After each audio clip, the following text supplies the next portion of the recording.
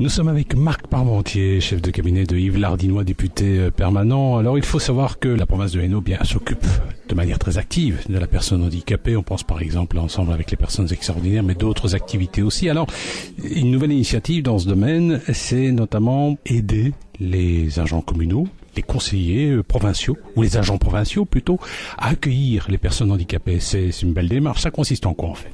C'est un programme de formation qui rentre effectivement dans la cohérence de toutes les démarches entreprises en vue de l'inclusion des personnes porteuses de handicap dans la société et pouvoir reconnaître sa crainte, sa peur, son malaise face à une personne porteuse de handicap. C'est très important parce que c'est à partir de là qu'on peut travailler. Il faut avoir une sincérité face à la différence. Et pouvoir se dire que oui, ça peut faire peur et donc voilà, travaillons là-dessus. Et la formation qui est mise en place ici à la province, elle ne s'appuie que sur le relationnel. Travailler le relationnel avec la personne porteuse de handicap. Aujourd'hui, nous parlons d'une initiative de la province de Hainaut. Disons-le clairement, ce sont des leçons qu'elle donne aux conseillers provinciaux, aux agents provinciaux pour apprendre à accueillir des personnes handicapées. Fernand de Chesnois, vous êtes conseiller provincial. Qu'est-ce que vous pensez de cette démarche ? C'est une très bonne initiative. C'est une initiative que, moi en tant qu'ancien conseiller, 20 ans d'expérience, c'est la première fois. C'est malheureux dans un sens, mais vraiment une très bonne initiative comme ça par rapport à l'handicap des personnes. C'est unique, ça valait la peine de vivre cette situation-là et on ne se rend pas compte du problème et du courage également que ces personnes qui sont handicapées ont une volonté d'arriver à montrer qui sont tout près de nous également, qui ne sommes nous pas handicapés, mais il y a une volonté, quelque chose de formidable. Alors cela dit, c'est presque un métier, j'ai envie de dire, apprendre à accueillir les personnes handicapées. Mais bien sûr, c'est un métier, surtout quand elles sont handicapées et qu'elles sont extraordinaires. Je ne sais pas si vous avez vu le petit scénario qui vient d'y avoir. Oui, en fait, on a vu une conseillère provinciale qui a accueilli une handicapée visuelle, c'était pas ça. Et moi, quand je vois cette chose-là, je me demandais, visuellement parlant, si c'était pas notre conseillère qui voyait pas clair.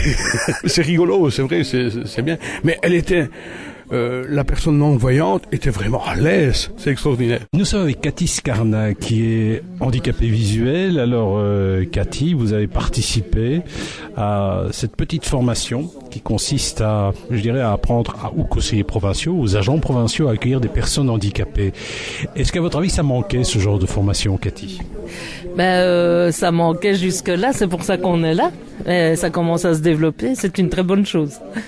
Alors cela dit, l'accueil, vous êtes handicapé visuel, est-ce que vous avez parfois des problèmes pour être accueilli par l'un ou l'autre agent provincial ou communal ? Disons que quand on vient ici, par exemple, la difficulté, c'est déjà de trouver le bon bâtiment. Ici, c'est le taxi qui m'a amené devant le bon bâtiment. Parfois, trouver l'entrée, parce que les entrées ne sont pas souvent très visibles. Moi, comme j'ai un faible restant visuel, je me repère beaucoup avec les contrastes de couleurs. Et là, ça manque un peu, mais ça, c'est général, hein. C'est pas qu'à la province.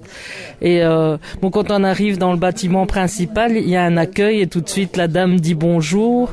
Donc ça facilite ce genre de choses, parce que quand on ne voit pas où est l'accueil et qu'on entend quelqu'un qui dit bonjour, je peux vous aider, à la voix, je vais me diriger au bon endroit et la personne va soit pouvoir m'accompagner ou m'expliquer où je dois aller, etc. Donc ça facilite les choses. Il n'y a pas ça partout, mais c'est bien quand il y a ça. Nous sommes avec Cathy, qui est handicapée visuelle et elle collabore à un ensemble d'animations qui permettent à des agents provinciaux ou des conseillers provinciaux ça leur apprend à accueillir la personne handicapée. Quelque part, quand un non-voyant, personne qui n'a pas de handicap se retrouve devant une personne handicapée, ça doit être quand même intimidant, quand même. Il faut quand même un certain temps avant de s'appréhender l'un l'autre. Tout à fait. D'abord, ils ont peur que je les frappe avec la canne. Non, ça c'est de l'humour, mais forcément, et c'est normal, quelqu'un qui n'a pas l'habitude, il a peur de mal faire, d'être maladroit, etc.